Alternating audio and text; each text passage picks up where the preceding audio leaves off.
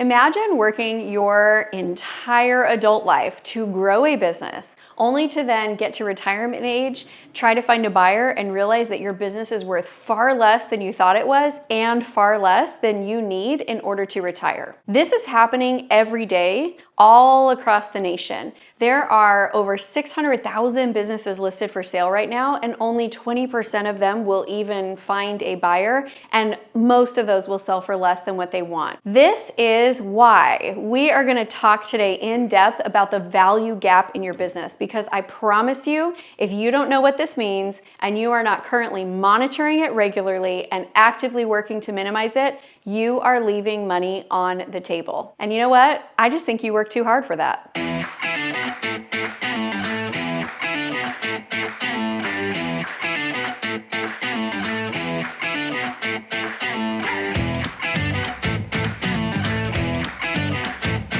I'm Amy Walker, and welcome back to Amy Exits, where we talk all things buying and selling businesses. In this session, we are going to specifically go into the value gap in your business. A year ago, I didn't even know what this was. It wasn't a term I had ever heard. In that time, however, I have sold a business for 7 figures, and I've become a certified exit planning advisor. And this is something that I wish I could shout from the rooftops and force every business owner to learn. So thank you for being here. This might be more for me than for you, but I promise it's going to be good. We are going to unravel the mystery of the value gap in your business. You're going to learn exactly what it is, why it is so critically important for both current owners and potential buyers, and we're going to give you the practical steps to maximize your business value by addressing this gap. The value gap is not a standalone number. There are 2 other numbers that I really want you all to understand: the wealth gap, the profit gap, and the value gap. When you have those 3 things in mind, you can begin the process of creating your exit plan and your value acceleration plan. So I'm talking specifically about value gap here,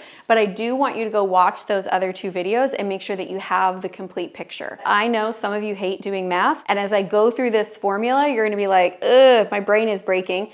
No big deal. I have a template that you can download. It's a calculator that you can put your numbers into, and it will calculate those numbers for you. So you can go ahead and download that now. You can pull it up and we can go through your numbers together. Okay, what is the value gap? You're like, Amy, all this buildup, just tell me what it is. It's the difference between the current market value of your business and what it could potentially sell for if you had some key strategic improvements. It represents the unrealized potential due to various factors like operational inefficiencies, underdeveloped markets, branding misalignment. Could even be that you have areas of overspending. It could be that you need to grow through acquisition. But this represents the difference between where you are and where you could be. Here's why this matters so much. Understanding the value gap is crucial for any business owner that's either contemplating growth strategies or preparing for a sale, because it creates the roadmap for increasing your business's appeal to potential buyers and can significantly impact your financial returns. Now, let me tell you what I'm not talking about. I'm not talking about just trying to spend a year making the business look better than it actually is so that then you can try to sell it for more.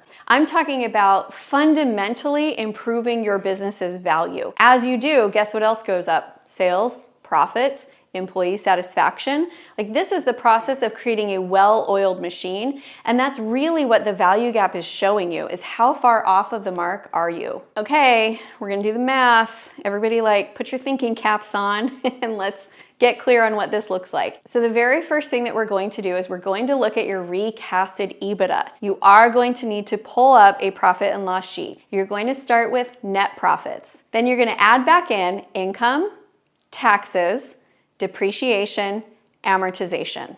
That number is your EBITDA. Now we're going to go a step farther and we're going to do recasted EBITDA. This is where we're going to take all personal expenses that have been run through the business and we're going to add them back onto the number. So that would be things like any car payments that you're paying through the business, personal travel that's being categorized as business travel, cell phone, healthcare, spouse's salary if they're working in the business and wouldn't be when you leave. But all of that's going to come back in as recasted EBITDA. This number represents the baseline, and now we're going to look at multiples. When we look at multiples, the range is set by 2 things: the industry and the economy. We are not in control of either one of those. Where we are in control is where we fit within that range.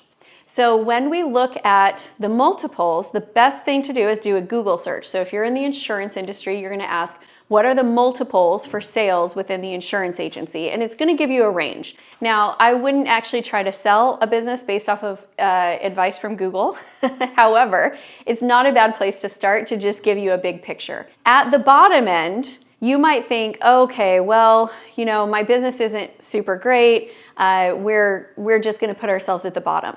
No. Here's the worst news you're going to receive all day, and then I promise it's going to get better. The worst news is that if your business doesn't score a 45 or higher on the attractiveness and readiness score, your multiplier is 0. You only get a multiplier when you show that your business can at least start to function without you, that it is at least a little bit attractive to potential buyers, that you are pretty ready to be able to exit your business. And if you can't show that, I promise you, nobody wants to buy your dumpster fire.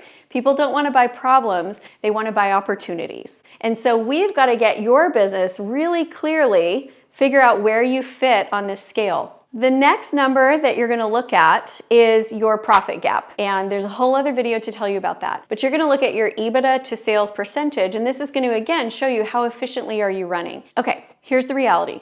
You're not going to be able to assess your attractiveness and readiness score. It's like you trying to assess if your baby should win the world's cutest baby competition. You're too close to it to be able to tell. You will have to do that part of the exercise with the help of an exit planner or another advisor. But you can start looking at the potential for where you are to where you want to be. And that's a good starting place to show you how much money you could receive when you sell your business. So I do recommend that if you're serious about this, you are going to need to get in touch with somebody who can help walk you through this process. So even though you are going to need a little help to finalize your destination, downloading the form is honestly going to get you pointed in the right direction and get you at least to the right town, whereas your competition who has no idea isn't going to even end up in the right time zone.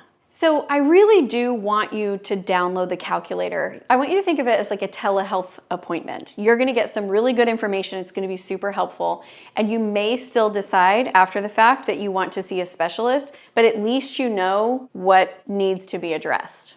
That's what this is going to do for you. It's a pretty eye-opening experience when you start to compare your business with your industry as a whole and start to look at your strengths and weaknesses and figure out where you fall on the scale. And I think everybody should go through this exercise. The next thing that I want you to do as you start creating this plan for how we're going to increase value is I want you to start looking for feedback from customers, from employees, from potential buyers, and get some insights into where the people that know your business the best feel like you have room for improvement. Now let's talk about 4 strategies to bridge the value gap. The first is that we're going to try to optimize operations. This is where we are streamlining processes to improve efficiency and profitability. This might involve adopting new technologies or re-evaluating your supply chain. There's a million ways to improve that. The second thing we're going to look at is de-risking. So these are things that are currently in your business that are risky to potential buyers. Even just de-risking alone can increase your multiplier by 1 to 3 percentage points. It's crazy how going through and looking at a lack of documentation and putting it in place, that's a de-risking activity. Looking at your customer base and seeing if you have any like customer concentration where one client makes up a big, huge percentage. Actually getting contracts signed from all of your customers, getting people on reoccurring payment plans, all of those different things that make your business look more stable, those make a huge impact. You can also work on enhancing your team and getting more depth on your bench, so to speak. So cross-training, making sure that if someone were to leave in a management spot, that you've got other people who would be ready to step into that space. That's going to make your business look more attractive. And then you can look at actually increasing the numbers. This could be through sales and marketing, or my favorite strategy, it could be growth through acquisition, where you are buying other businesses that are complementary to your current business, and thereby you're dramatically increasing sales, you're increasing talent, you're getting systems.